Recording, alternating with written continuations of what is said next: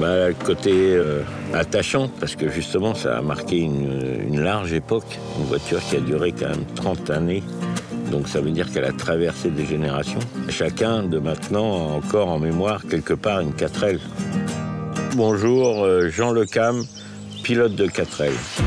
C'est toujours une voiture qui a marqué mon histoire quelque part. Donc, moi je suis navigateur-constructeur, et donc le côté technique m'a toujours passionné. Donc forcément la 4L que tu peux bricoler toi-même, que tu peux faire évoluer, ça s'apparente un petit peu à mon bateau aussi. C'est peut-être cette simplicité et cette accessibilité qui rapproche en fait une voiture comme la 4L de mon bateau.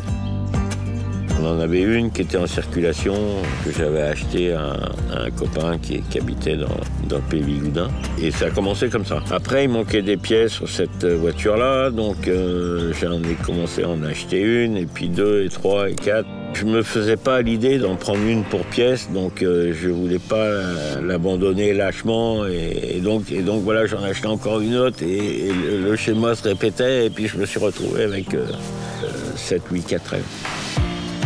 La 4L, c'était à l'origine une voiture tout-terrain. De par sa légèreté, déjà, elle pouvait aller partout. Mon bateau, Hubert, c'est une espèce de 4x4 qui passe partout, customisé, puisqu'on n'arrête pas de l'améliorer tout le temps. Ce qui me plaît dans la 4L, c'est que c'est une voiture simple. C'est une voiture qui, mécaniquement, est encore accessible aujourd'hui à mes compétences, on va dire. Et puis la 4L, ça a une histoire. T'avais les gendarmes qui étaient en 4L, t'avais la poste qui était en 4L.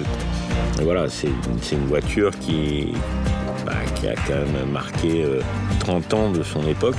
C'est quand même un monument historique.